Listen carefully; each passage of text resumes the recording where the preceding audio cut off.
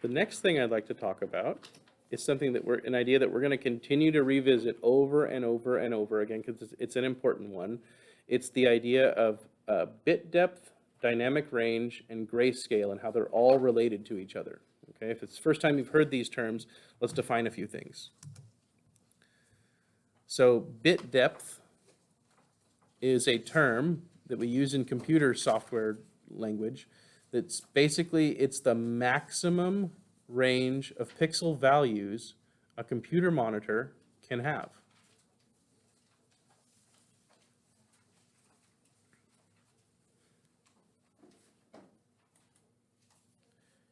You know, you may or may not know that computers store information in what's called binary code, right? Zeros and ones, okay? Bless you. You can imagine that a computer could have very low bit depth. For example, if a computer's pixel could only be turned on or off, right? On or off, if on or off were the only options, okay? Then when the pixel is turned on, that pixel's bright white, and when it's turned off, it's black, okay? That would be a bit depth of 1. The computer can either turn on or turn off, okay? A bit depth of 2 means the computer can turn on or off and have 2 options for shades of gray in between that. As we add bit depth numbers, as the bit depth number gets higher, we are able to select from more and more allowable shades of gray or colors. Bit depth is the maximum range of pixel values a computer monitor or other hardware device can store, expressed as an exponent with a base of 2. So you see 2 to the 6th power here. This is 2 to the 6th is 64. If you do the math on 2 to the 6th power, it's 64. I'm not going to go explain why there's a bit depth base 2. This goes back to binary code, and we just don't need to know. Okay, and there's too much other information, right? But this is the way computer language talks about the number of shades of gray is by using this idea of bit depth. Okay.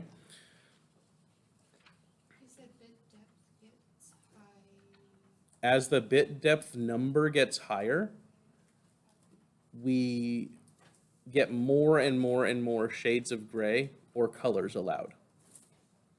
So like if you look here, right, this top one here is a bit depth of 6 to, so you're reading the exponent. Whatever the exponent is, that's the bit depth, okay? It's 2 to the 6th power, so bit depth is 6. 2 to the 6th power is 64. There's 64, a computer that has a bit depth of 6 has 64 allowable shades of gray. A computer with a bit depth of 7 has 128 possible shades of gray. Okay? A computer with a bit depth of 8 has 256 possible shades of gray, 2 to the 8th power. Okay. Most modern computers have a bit depth of either 32 or 64. Okay? Thousands of allowable shades of gray, okay? And the simplest version would be a bit depth of 1, which the computer would only be able to show black or white, okay? Modern computers have thousands of allowable shades of gray, again, bit depth of 32 and 64, and even more than that, possibly. Here's something neat to learn. The human eye can only distinguish up to a bit depth of 5. Your human eye can only distinguish 32 different shades of gray. Any more than that is just wasted, okay? And computers would like to be efficient, right? Because it takes power to run a computer, right? And if you're using computer power to show more shades of gray than the human eye can see, then you're wasting power, you're wasting information, okay? So, 5. Yeah, a bit depth of 5, 2 to the 5th power, 32 shades of gray. Again, it's the exponent here that's important.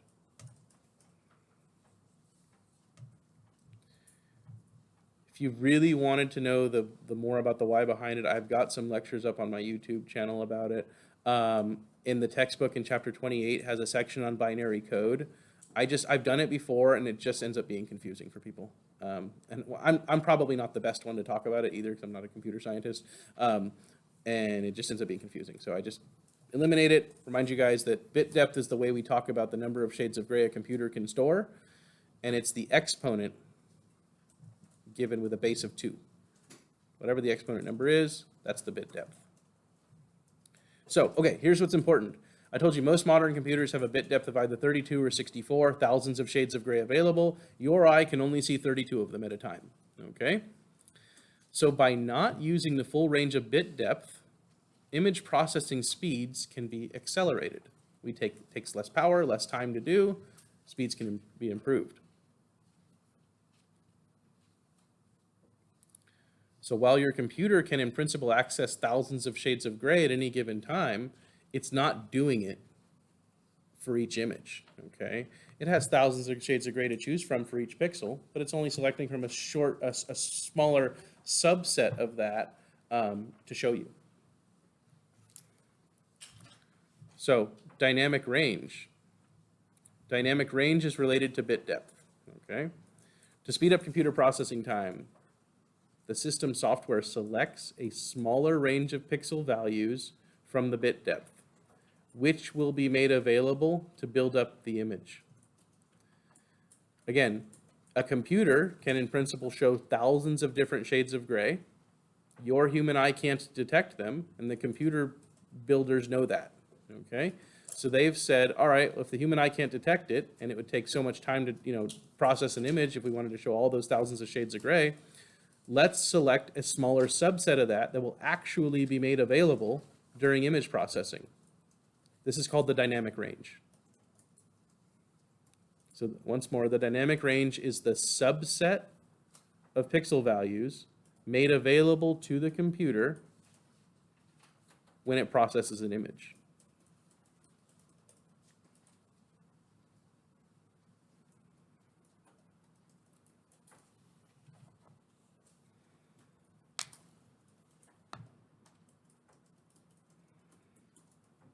So there's the maximum that the computer can do. That's called bit depth.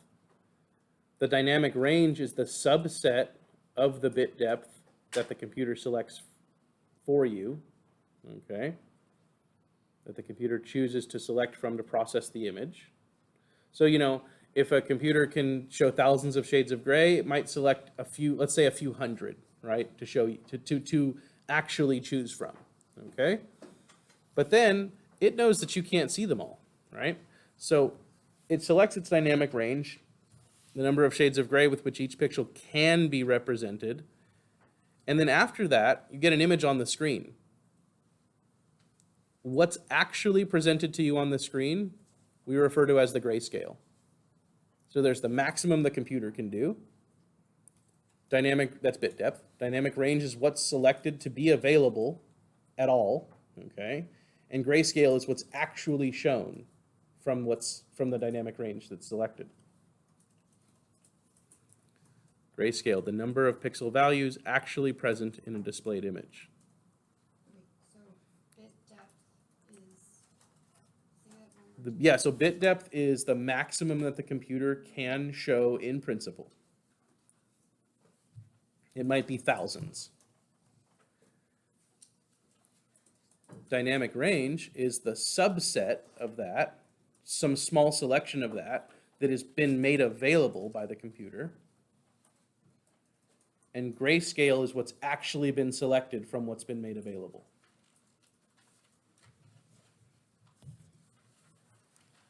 Again, the computer could show you all of those shades of gray all the time.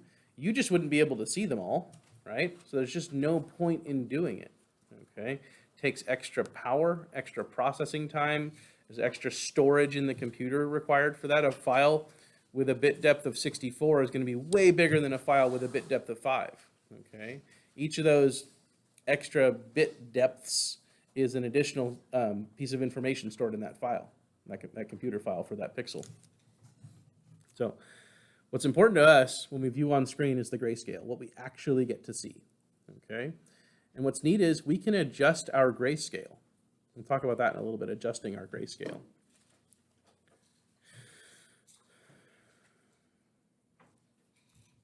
So we're going to see some pictures here in a second. things to think about when these next pictures, the greater the available dynamic range, the longer the grayscale in the image. Long grayscale, long is analogous to saying many shades of gray. So long grayscale equals many shades of gray. You'll see what we mean here in a second.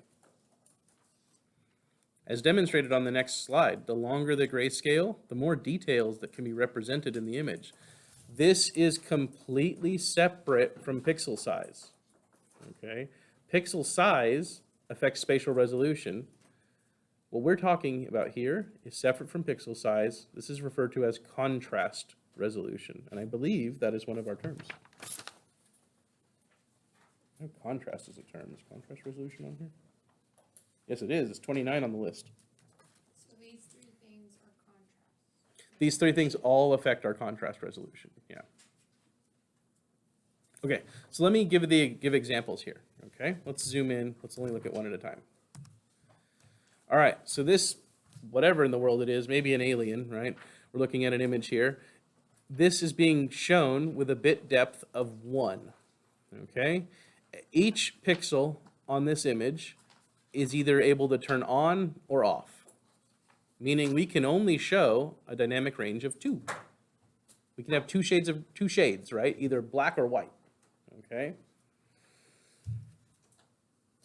Now, it wouldn't matter how small our pixels were, right? How good our spatial resolution is, right? Because our contrast resolution is lacking, okay?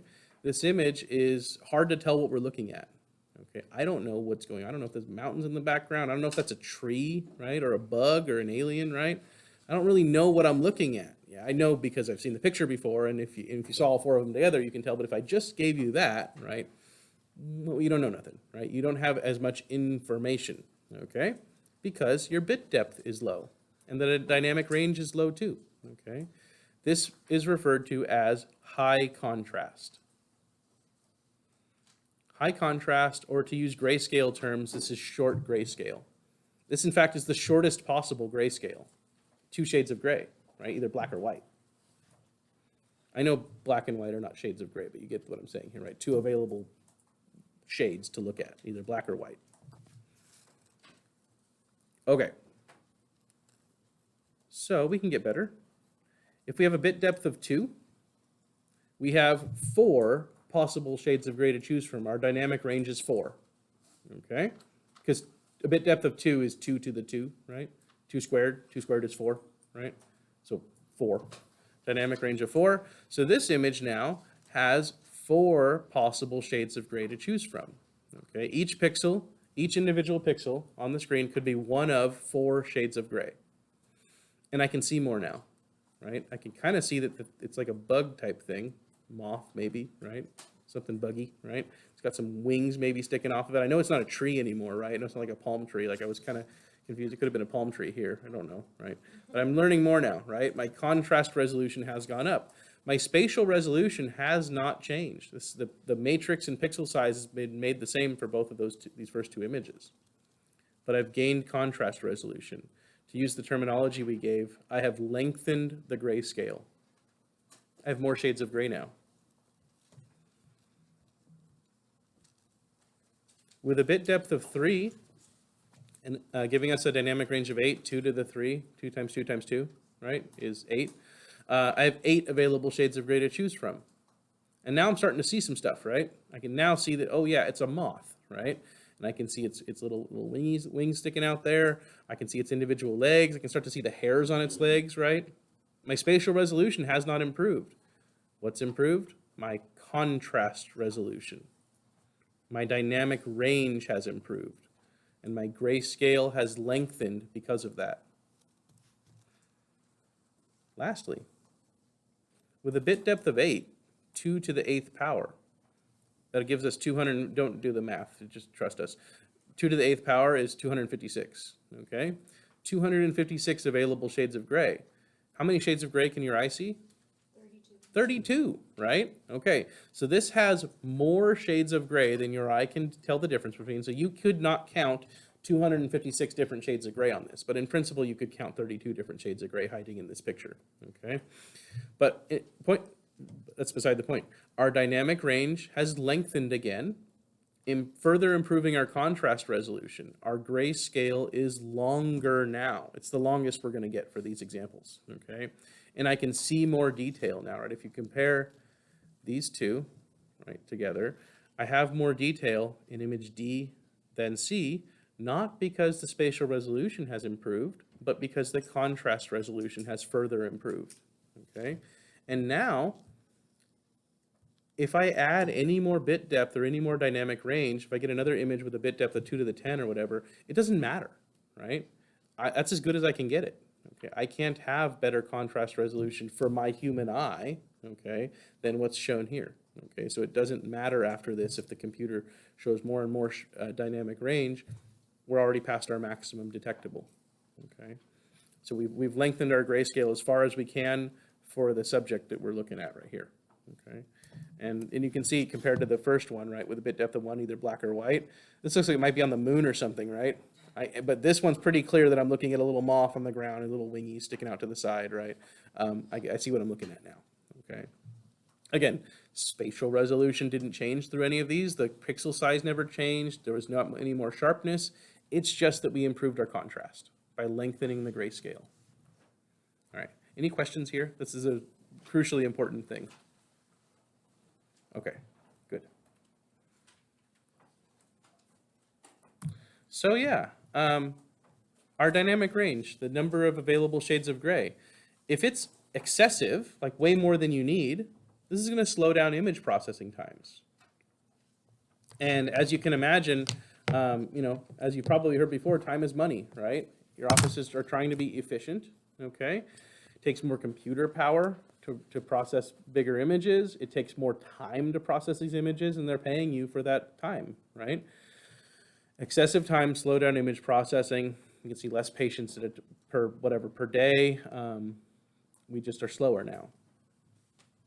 But insufficient dynamic range, as you just saw with that picture, right? At the extreme of very insufficient, either black or white, right? Dynamic range of 1, we lose detail, okay? So the idea here is that we need to have an ideal dynamic range. Each image needs to have its ideal dynamic range, more than what the human eye can tell the difference between, okay? But not so much that we're just wasting computer space and time. Insufficient dynamic range would prevent full post-processing capabilities. For our images, we need to be able to double or cut in half the brightness of the image several times without running out of dynamic range. We need to be able to, and to use the term, a technical term, we need to be able to window level our images.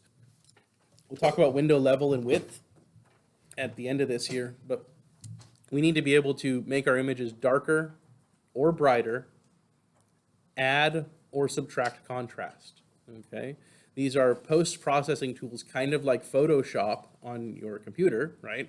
Or the filtering stuff you guys have on social media applications, right?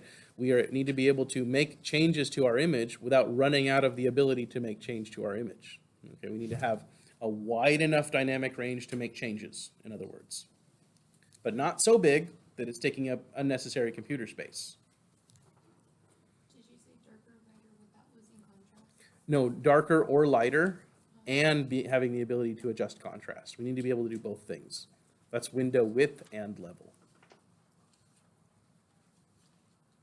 And if you've been in an X-ray room, you know we just call it windowing, right? It's after we produce the image, we take and make the image darker, lighter, add or subtract contrast, right? We change the image a little bit, okay? You know, with these film images, that's it, right? There you go. There's your image, right? You took the image, you processed it, there it is, okay? You're not making any changes to it, okay? You can make changes by making the backlighting brighter or dimmer, or using a literal magnifying glass on it, right? But you're not making changes to that image that are, drastic changes. With digital radiography, we can make big changes to our image just the same way you can make big changes to pictures that you take with, editing on your phone or computer, right? You can make big changes to any image you take nowadays. Okay. So, a couple things. The dynamic range of the remnant X-ray beam is approximately 2 to the 10 to the 10th power. the several hundred available, like 512-ish shades of gray, something like that. The enhanced contrast resolution and processing features of CT and MRI require a 12-bit depth, a bit depth of 12, sorry, that makes me stumble over that, a 12-bit deep range. Most digital imaging systems have dynamic ranges set at 2 to the 8th, a bit depth of 8, 2 to the 10, bit depth of 1024, or 2 to the 12, bit depth of 4048. It depends on the system. So the system will be manufactured by some company. The company gets to choose what the dynamic range is, depending on what they want to achieve for processing times or available contrast resolution is going to be completely up to these manufacturers. Just remember, your human eye can't detect anything beyond 2 to the 5, right? 32 shades of gray.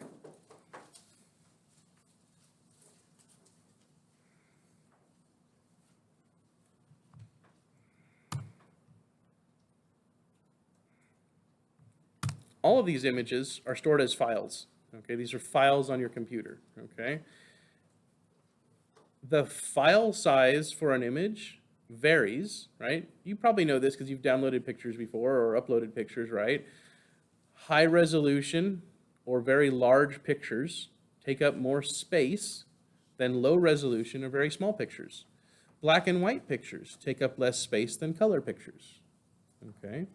The formula for file size is take the matrix size, the size and number of pixels that you want to be able to show, multiply that by whatever the available bit depth is. So you can, we don't even need to do any like calculation, right? You can see that if the matrix size gets bigger, the file size has to get bigger. Okay? If the bit depth gets bigger, the file size has to get bigger. So if either one of these gets larger matrix sizes means better spatial resolution, right? More detail. That's going to make files bigger. So if you want good spatial resolution, you're going to have a bigger file, okay? If you want more available shades of gray, you're also going to have a bigger file, okay? Matrix size and bit depth affect the size of the file. And then, your file size, you don't have an infinite amount of storage space in these computers, right? We have a set amount of storage space on a hard drive disk, okay? So the idea is striking a balance, right, between good spatial resolution, good contrast resolution, and maintaining appropriate file sizes, right? You're not doing any of this actively, right? This is all set up by the manufacturers of this hardware and software, but you should know the relationships here.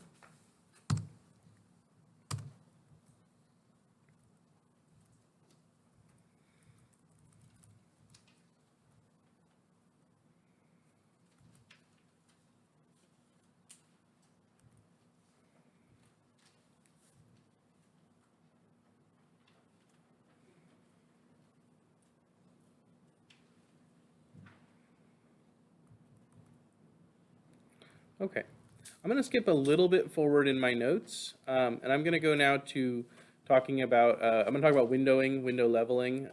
If you're following along on the slides, I'm going to go to slide 45. There's other stuff that I just jumped over.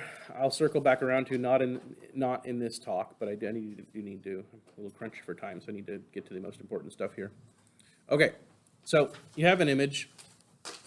It has some spatial resolution given by the matrix size. It has some contrast resolution given by the bit depth and dynamic range. You can now make changes to the image, okay? Just like you can make changes to an image in Photoshop, okay? You can make changes to an image. I'm going to list 3 different ways, and we're going to sort of talk about these ways separately, okay? One way is by reprocessing the image, okay? Before you brought that image up on screen, and if you've been in lab with me, you know this, you take the computer and the software and you tell the software what we're taking a picture of, what we just took an x-ray of, in other words, right? This is something you don't have to do when you take, bless you. This is something you don't have to do when you take pictures, right? Before you take a picture on your phone, you don't have to tell the phone what you're taking a picture of, right? But you do have to do this in digital x-ray, okay? Bless you. Doing this is called selecting a procedural algorithm. In other words, telling the computer what body part you're taking an x-ray of. You can tell the computer it's a chest x-ray if you're taking a chest x-ray. You could also lie to the computer and tell it you're taking an x-ray of a foot, okay? Those are gonna process the image differently. If you take a chest x-ray and process it like a foot, like a foot would be processed, it's gonna show up differently, okay? So one way to make a change to the image is by reprocessing the image under a different procedural algorithm. Procedural algorithm, just substitute the word body part. Process it as a different body part. That's one way, okay? It's sometimes helpful, sometimes not. You kind of have to play around and choose different body parts and like see which one makes the image show up best, okay? But that'll change it. It'll absolutely change the image. It'll change the brightness. It'll change the contrast, makes changes to the image. Another way is by windowing. I'll explain windowing in a moment, but just to tell you, windowing is changing the brightness or contrast manually. And third way is by applying special features such as smoothing and edge enhancement. And they kind of are almost self-explanatory. Smoothing would make things smoother. Edge enhancement enhances the edges, right? So it almost says what it does. So let me explain each of these three as best I can. Procedural algorithms. For each different anatomical type of procedure, in other words, for each different body part, an ideal dynamic range and average gray level is pre-programmed into the system. Chest x-rays need to have more shades of gray available than a foot x-ray, okay? A foot, we need to see some bone and some soft tissue, okay? A chest x-ray, we need to see bone and soft tissue and gas in the lungs, air in the lungs, right? We need to see more things on a chest x-ray than a foot x-ray, okay? So the dynamic range for a chest x-ray is going to be bigger.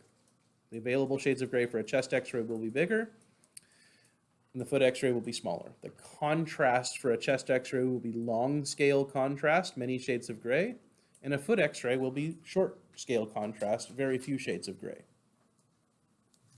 These are pre-programmed into the computer. You tell the computer which body part you're taking a picture of, taking the x-ray of, and it's going to sort of get ready and pre-program what grayscale it's going to show for that body part. These protocols are automatically engaged when the anatomical procedure is selected at the console. In other words, when you tell the computer what body part you're taking the x-ray of, this is automatically selected by the computer. Radiographers have come to refer to them as procedural algorithms such as foot algorithm or abdomen algorithm. In other words, what's the body part, okay? We tell the computer what body part we're taking an x-ray of, and then we take the x-ray. If you're not happy with the way it's presented the image, you can choose a different body part and change it. The computer doesn't know that you're lying to it, okay? You can change procedural algorithms. So that's one thing, changing your procedural algorithm, moving from a chest to a foot, something like that. And it's, there's different reasons to do this, but just in general, if you're unhappy with the way the image has come up on the screen, this is one way to make a change. Just reprocess it as a different body part. It's pretty easy to do. Windowing is one of the primary things that we do, okay? You see almost always when an x-ray is brought up, the x-ray tech will take a moment to change the brightness and contrast by a little bit to enhance certain things. My recommendation is that you avoid doing this until you absolutely know what you're doing, okay? Because when you do it, and once you've finished windowing, you have removed some information from that image, okay? You might have enhanced something, but you have taken away information from the image by windowing, information that potentially the physicians could have used, okay? You're making the file size smaller when you window, okay?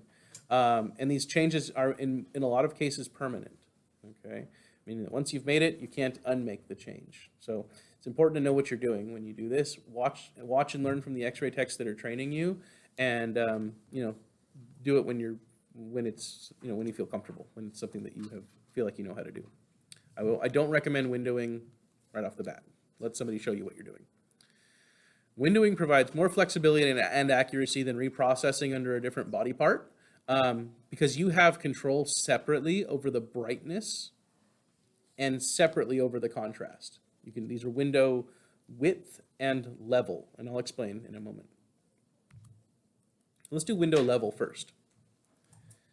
Window level is the overall brightness of the image. Changing the brightness of an image does not change the grayscale. In other words, changing the brightness does not change the contrast. If I have 5 shades of gray available and I make the image brighter, I still have 5 shades of gray. Just they're all brighter now. Okay? And I make it darker, still got 5 shades of gray available. Okay? My contrast or grayscale, which is the term we've been using, our grayscale doesn't change when we change the thing called window level.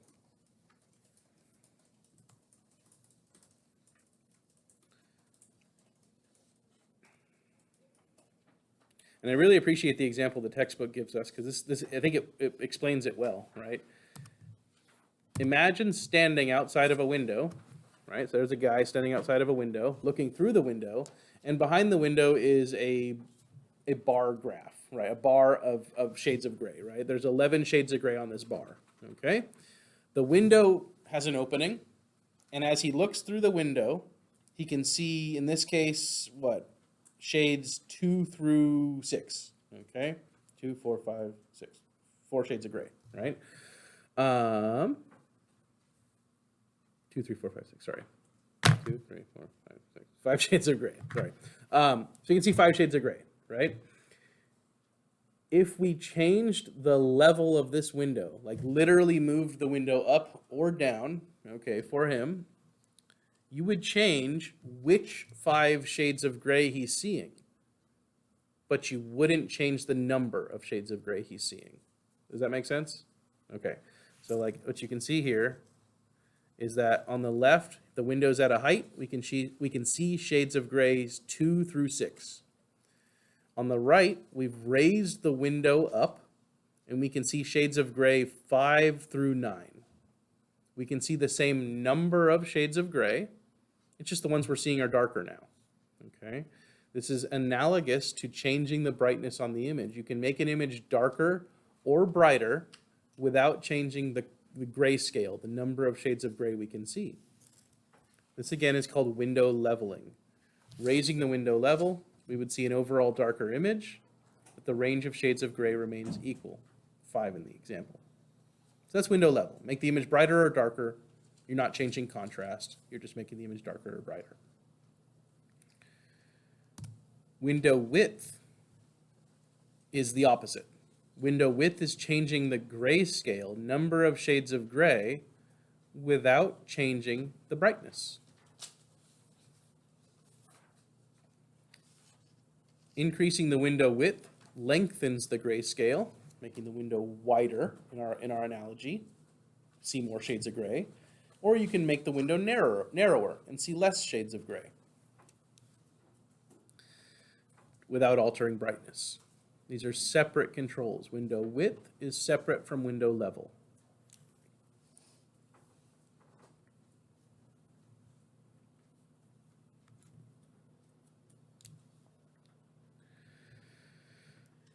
In the example here, you can see on the left one, he's able to see shades of grays 4 through 8, with the center one being 6. Okay? So the center of his window is 6. All right? That's the average brightness, by the way. Now, over here, we've opened his window. We've made it bigger. Okay? He can see shades of gray roughly 2 through 10. Okay? Notice the center of his window, the average brightness is still 6, but we've made the window bigger. We've changed the width of the window, in other words. Okay? We've now lengthened the grayscale, and we're able to see more shades of gray with the window being wider. Okay? So, on the left, we have a narrow window, short grayscale, a few shades of gray. On the right, we have a wide window, more shades of gray, long grayscale. Average brightness was unchanged. You can change brightness without changing contrast. You can change contrast without changing brightness. These are independent functions of each other.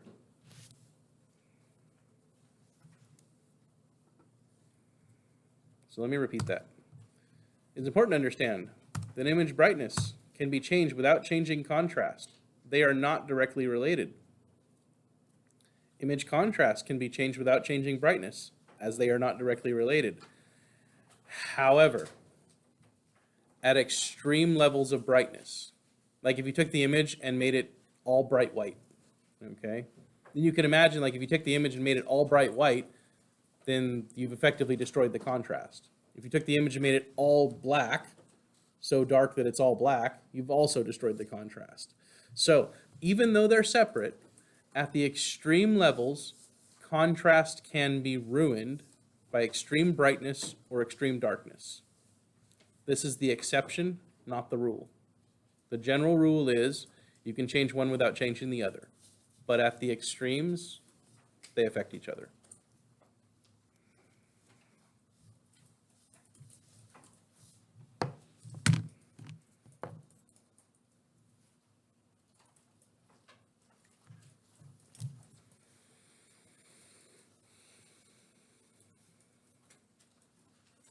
I'm going to show some examples here in just a second.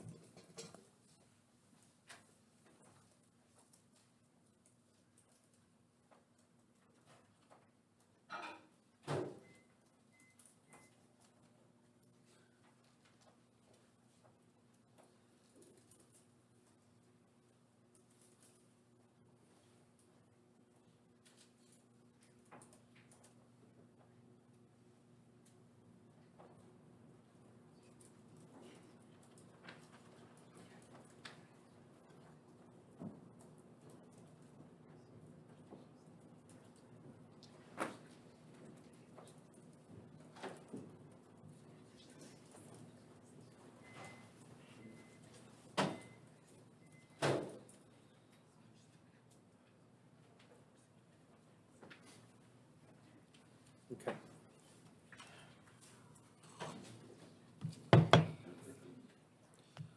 All right, so you're going to see some pictures here in just a moment. Let's make a couple things as clear as we can. Increasing window level makes the radiographic image darker. Decreasing window level would make it brighter.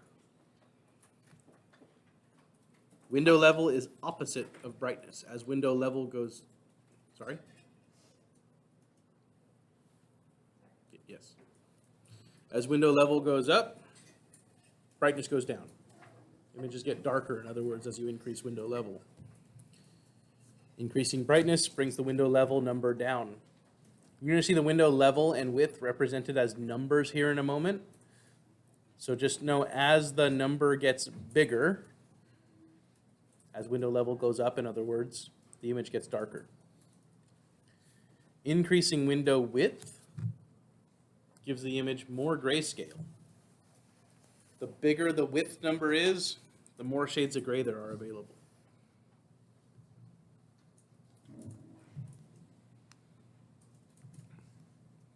You do not have to know the body part that we're looking at in this next image, but they're CT scans of the head. All I need you to do is pay attention to the relative shades of gray and brightness, okay? So A on the top left, B on top right, C is bottom left, D is bottom right. And we see that A has a window level of 40, that's the brightness, given as a number, and a width of 400, that's the grayscale given as a number, okay? B has a window level of 400, brightness is 400, so 10 times darker, and a window width of 400. So what's the difference between A and B?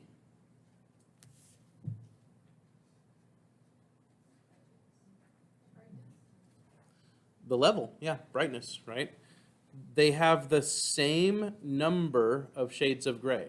The window width is 400 for both A and B, okay? A is brighter, B is darker.